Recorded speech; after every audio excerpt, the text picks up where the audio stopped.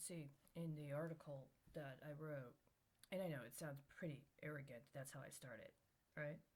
Except it's important because it's been used for underwriting on somebody's finance, and nobody said what it meant that Krauss was the author on the article that they wanted to use for financing. So deal with it. The article discussed how a rabbi and a preacher were at a conference at the same time. They were talking about matters about specifically challenging their own faith traditions to respond to the need to address matters related to racial justice. And they quoted the same Bible verse. Here's the thing, if you are there being the one to issue the challenge, especially if you are a member of the clergy or you are some form of spiritual leadership, then this implies one matter. But if somebody says, somebody was doing something similar, you guys need to meet. Well, is one of them going to be amenable to understanding the relationship to each other and the imperative of the times? I believe they were. I believe that Rabbi Abraham Heschel and the Reverend Dr. Martin Luther King understood exactly what it meant for there to be judgment running down as waters and righteousness as a mighty stream. The relationship to water has a distinct understanding based upon the context of the kind of water, but also the difference between judgment and righteousness, the mind and the spirit, the feminine and the masculine. But what's the next verse? Have ye offered unto me sacrifices and offerings in the wilderness 40 years, O house of Israel? What's the verse after that? But ye have borne the tabernacle of your Moloch, and Shion your images, the star of your God, which ye made to yourselves. Moloch and Shion, insofar as that's referring to a star, is it perhaps referring to a star almost as a Janus type? Two faces?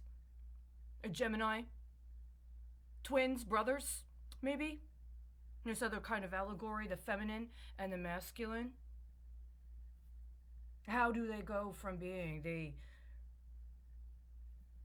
judgment and righteousness, the stream and the river, to being the Moloch and the Shion?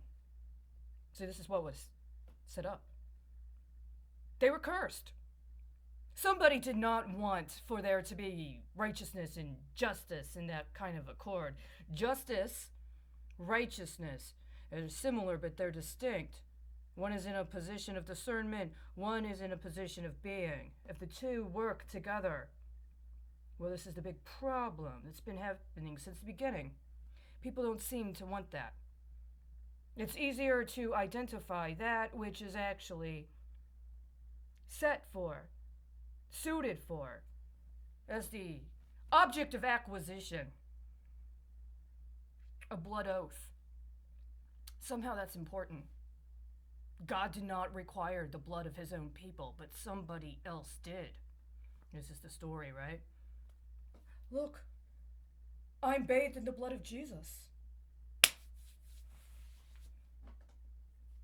And now you don't have any record of that story.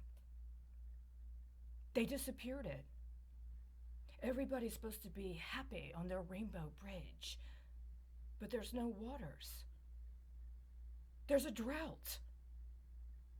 They tried to cast them as some sort of fallen star so that then they could pick them up after death. Over and over and over again. We're living with this now. Again, we're living with this now. What Texas has done is completely abominable. You let the Democrats go off to Washington, D.C. like they were some sort of slave broker on their 72. Nobody said anything about that. That they only make $7,200 a year as a legislator.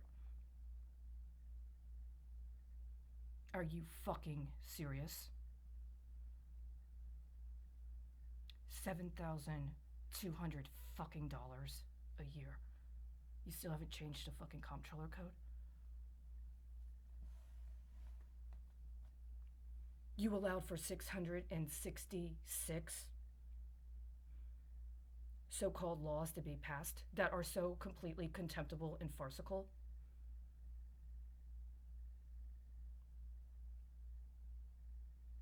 Your pride and joy is that you have the stamina to filibuster on abortion rights. You use fetuses as fucking weapons. It's like a woman is required to make a blood sacrifice in order to have any political rights. But the problem is your old men eat those fetuses. And at the end of the day, if you have anything to actually offer, they try to feed it back to you. And if you ask for anything else, they just act like that beautiful little child you murdered. And because you never acknowledge what it actually was about, it's yelling and screaming and tearing apart, and nobody actually talks about what's going on. You dump chemicals in the water when you just don't want to have to pay for something you set up. It wasn't necessary. It wasn't necessary to do any of it. I don't understand it. I had this inclination one time when I was reading the Texas Constitution. One of the things it said, when it says, as long as one acknowledges a supreme being, that what it says is that, well, in Texas, we're Satanists. It doesn't have to be God. As a matter of fact, it's actually to our advantage to be actual Satanist. Now, maybe somebody thinks that Satanism is constitutionally protected as a religious right. Do you? Do you actually want to say that as a matter of your faith preference, you're entitled to kidnap women and sexually torture them and steal from them?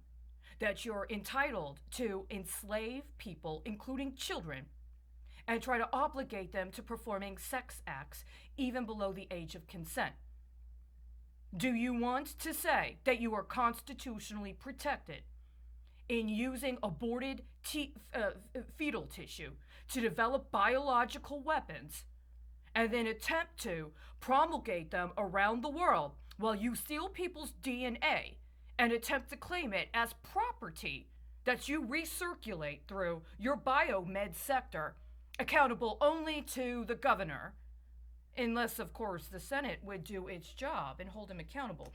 Are you saying that your freedom of religion as a Satanist is superior to anybody else's right to worship in the world? Because unfortunately, that's not what the Constitution says. There's no privileging of any sect, including a satanic sect. You do not get to be a Satanist with impunity in violation of the Constitution, which gives you your legitimacy. At some point in time, it should have behooved any number of you to say, $7,200 a year as compensation is not acceptable, and we're not going to derivative broker this on murdered children. How many women in the Texas legislature have had an abortion and offer their aborted fetus as their satanic buy-in? I want to know. How many men took the aborted fetus of their wife or mistress and offered it as his satanic buy-in so that now they think that they have impunity? See, the problem is it doesn't really matter what you say politically. You play this game where you're entitled to swap out your seat with other people, including actual women you've literally kidnapped and stolen from. It's going on over 4 years.